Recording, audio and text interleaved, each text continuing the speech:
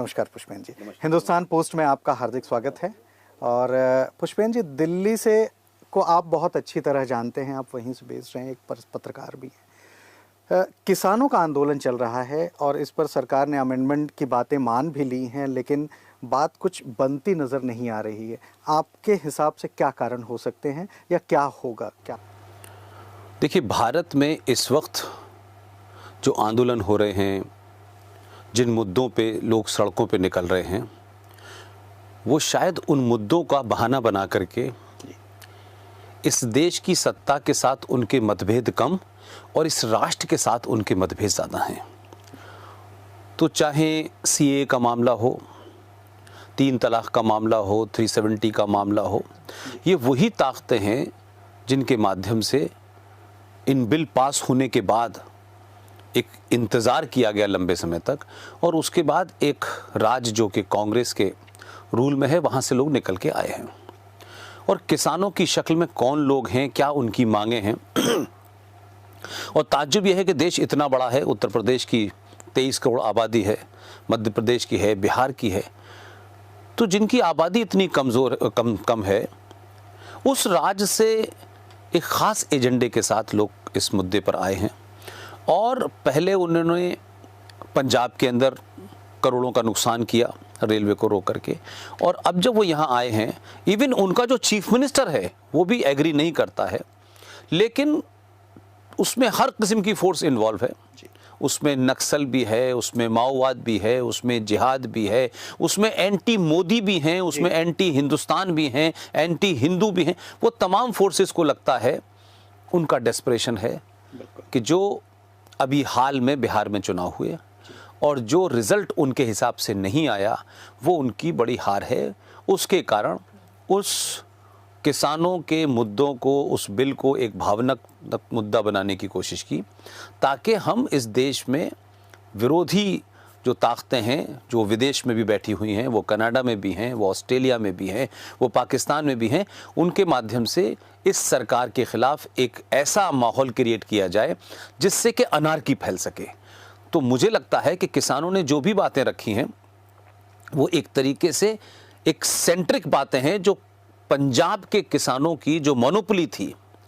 आप देखें कि पंजाब का किसान इतना ताकतवर था आर्थिक रूप से कि वो उत्तर प्रदेश के, बिहार के सारे किसानों का खरीद लेता था और फिर अपनी मर्जी से बेचता था। तो मैं समझता हूं कि देश को समझ आ रहा है, सरकार को समझ आ रहा है, लेकिन सरकार एक संवैधानिक पद पे बैठी हुई है, तो वो शायद इन मुद्दों को ऐसे खारिज नहीं कर सकती। इसलिए ये वार्ता का दौर चलेगा, लेकिन संसद ने इनको पास किया है, मेजॉरिटी से पास किया है। उसमें और भी पार्टियां थी और खुद कांग्रेस पार्टी के 2019 के मैनिफेस्टो में ये लिखा हुआ था। तो मुझे लगता है कि पूरी तरह से सत्ता विरोधी मामला है, और सत्ता विरोध से ज़्यादा वो जो ताकतें इसमें शामिल हुई हैं, वो देश विरोधी और राष्ट्र विरोधी ताकतें हैं।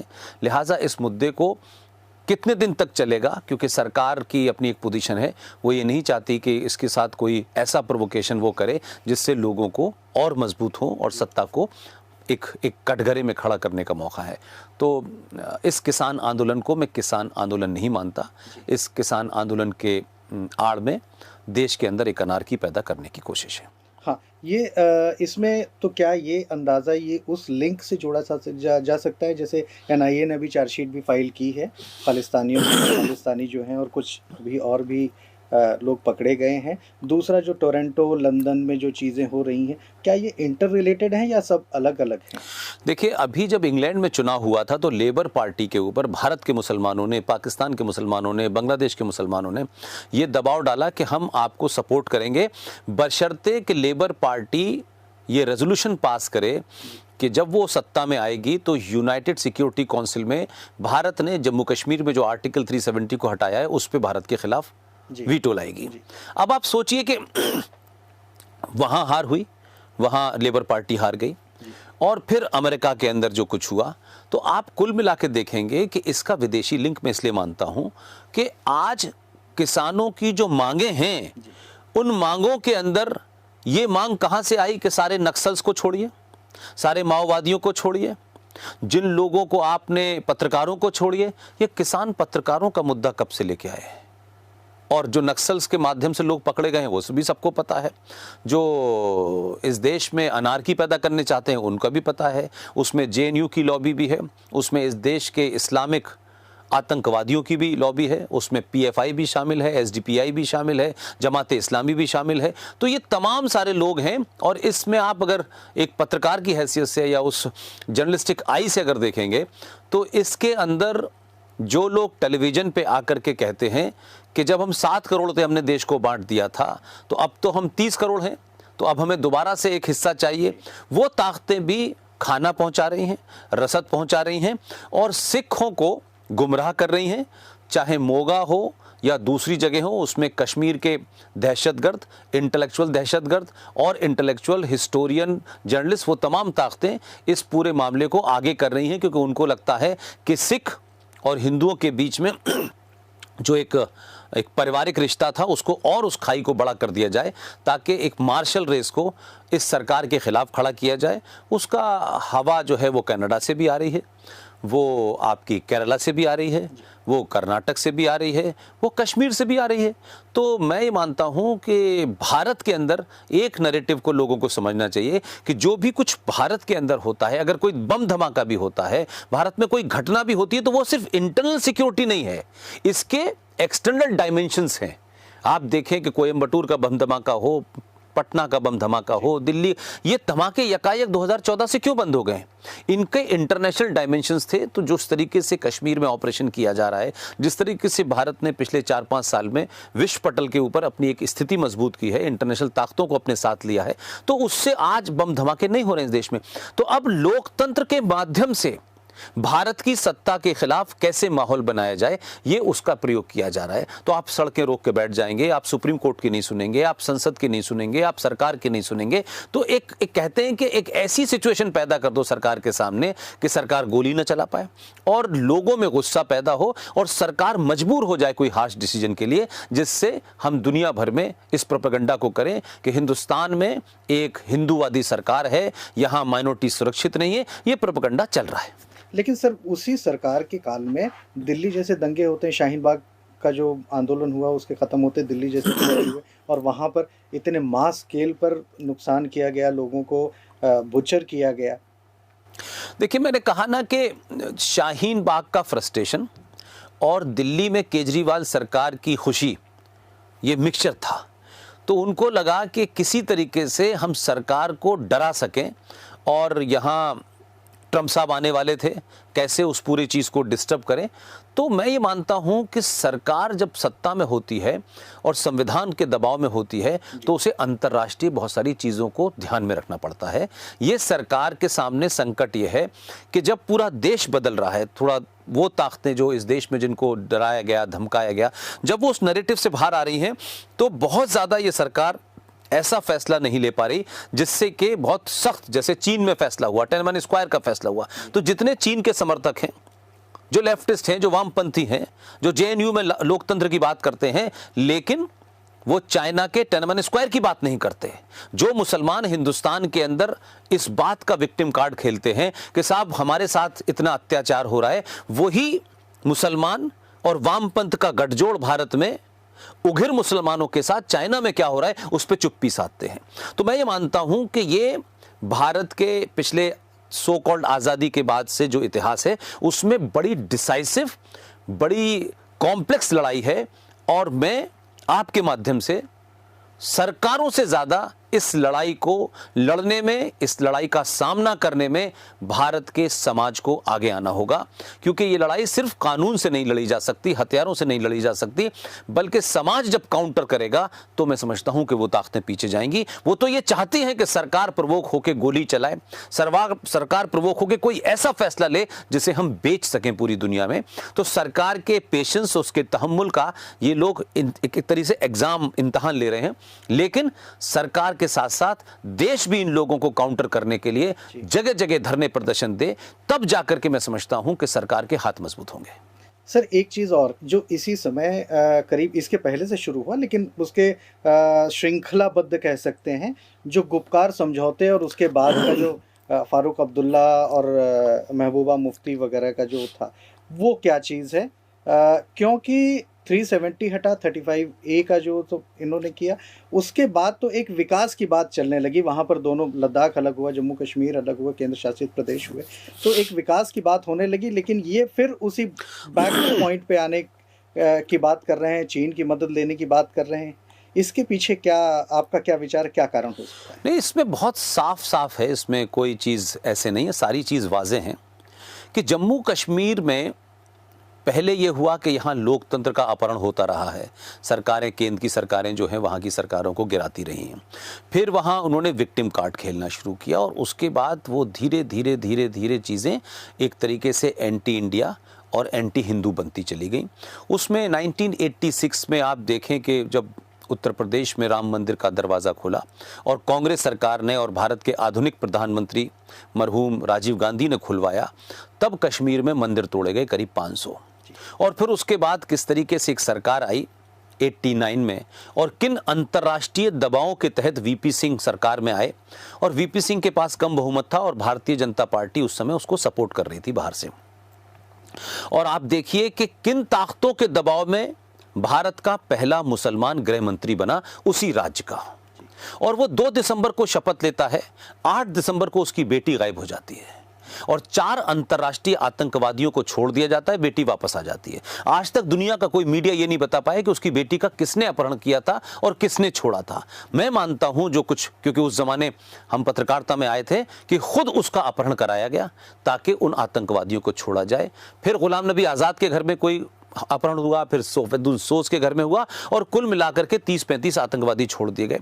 और 2 दिसंबर से जिस दिन उन्होंने शपथ ली और आप 19 जनवरी तक आ जाएं तो कोई 45-50 दिन के अंदर दुनिया का सबसे बड़ा एक्सोडस, दुनिया का सबसे बड़ा पलायन भारत में उस देश की धरती के मूल निवासियों का इस्लामिक आतंकवादी मुसलमानों ने किया।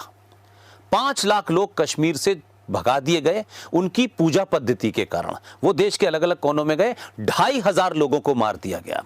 और ऐसे ऐसे लोगों को मारा, टीकालाल टपरू जैसे आदमी जो उस समाज के बड़े विद्वान लोग थे, जब उनको उनके घर से निकाल लाए और उनकी दोनों आंखें उनके बेटे के सामने निकाली और फिर जब गोली मारी, तो पता ये चला कि टीकालाल टपरू साहब जिस मेज पे बैठे हुए थे, उस मेज पे वो कुरान मजीद को कश्मीरी भाषा में ट्रांसलेट कर रहे थे।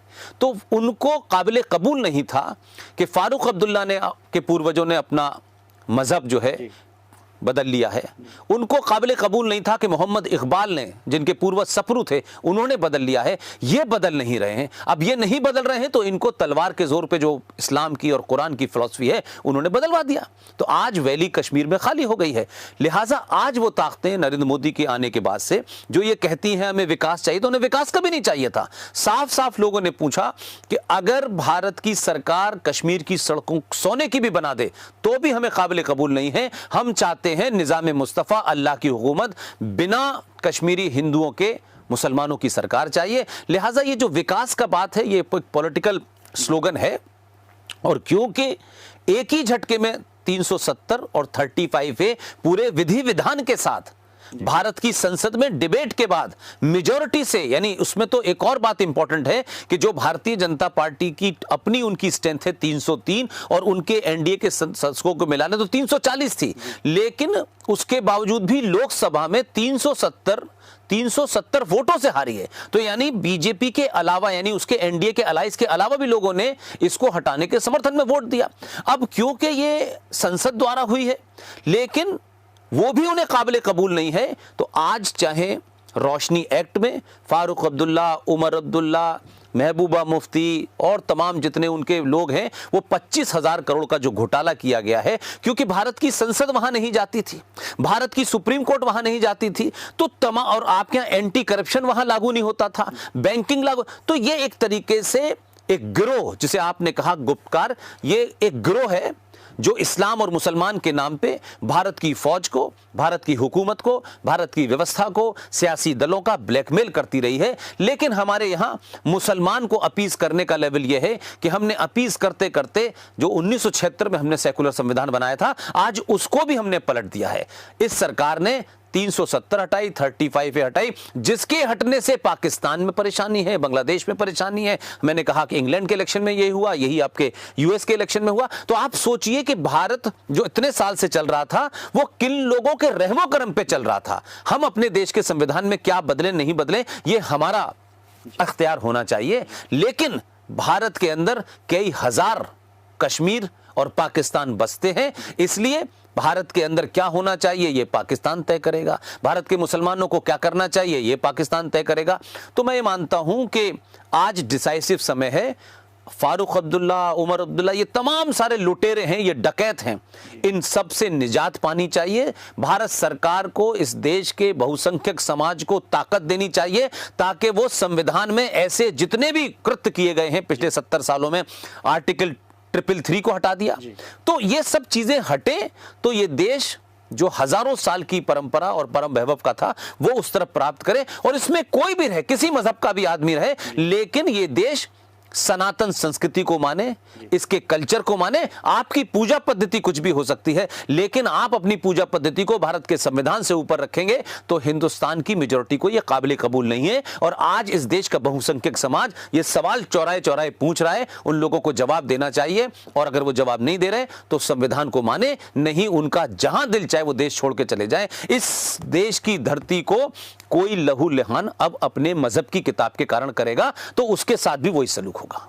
सर, लेकिन कश्मीर में तो हत्याएं तो अभी भी जारी हैं। अजय पंडिता को दिन में ही भून दिया गया। तो क्या लगता है कि हमारे जो पंडित वहां से पलायन किए थे वो कैसे लौटेंगे, जो वहां पर हैं? मैं मानता हूं आपका सवाल वाजिब है, लेकिन सवाल यह है कि कश्मीरी पंडितों के जाने से पहले कश्मीर सुरक्षित हो। आपने कहा अजय तो पंडिता को मारा, तो इसका मतलब यह है कि सेना सब कुछ होने के बावजूद भी आज भी भारत सरकार की तरफ से कोशिश ये की जा रही है कि बहुत बहुत ज्यादा सख्ती न की जाए। उस थोड़े से जो भारत का लचीला रवैया है उस कारण से अजय पंडिता जैसे लोग मारे जा रहे हैं। लेकिन ये बात तो आप मानेंगे कि जो गजवाए हिंद लाने की ख्वाहिश जम्मू से थी, जो कोयंबटूर पहुंच जाती थी, जो पटना पहुंच जाती थी, जो दिल्ली पहुंच जाती थी, आज उस रास्ते के बंद होने से भारत में कोई बम धमाका नहीं हो रहा। तो ये माने कि वो ताकतें डेस्परेट हैं और आपके कश्मीरी मुसलमान उसमें 100% शामिल हैं। तो आप ये कहें कि राजनीतिक लोगों को अच्छा लगता है ये कहना कि नहीं देखिए साहब वो हमारे अच्छे हैं, मैं ये नहीं मानता। जो कुरान को मानेगा वो आतंकवादी ही बनेगा, उसके अलावा बन ही नहीं सकता। आप अपने साथ रहने के लिए, आपको एडजस्ट करने के लिए कहीं 10% मुसलमान है, कहीं 2, वो उस नैरेटिव को शायद बहुत एग्रेसिवली न कहते हो। इसलिए कश्मीर में जो कुछ हो रहा है वो उसकी स्क्रिप्ट बहुत पहले से लिखी हुई है, जो भारत में हो रहा है उसकी स्क्रिप्ट बहुत पहले से लिखी हुई है। यानी वो ताकतें इस देश को कमजोर देखना चाहती हैं, सत्ताओं को कमजोर देखना चाहती हैं ताकि उनके मंसूबे पूरे होते रहें। बहुत बहुत शुक्रिया तिवारी जी, आपने मुंबई में मुझे बुलाया और अपने प्रतिष्ठित चैनल में मुझे जगह दी, और मैं आपको और आपकी टीम को, आपके चैनल को मुबारकबाद देता हूं। बहुत बहुत धन्यवाद।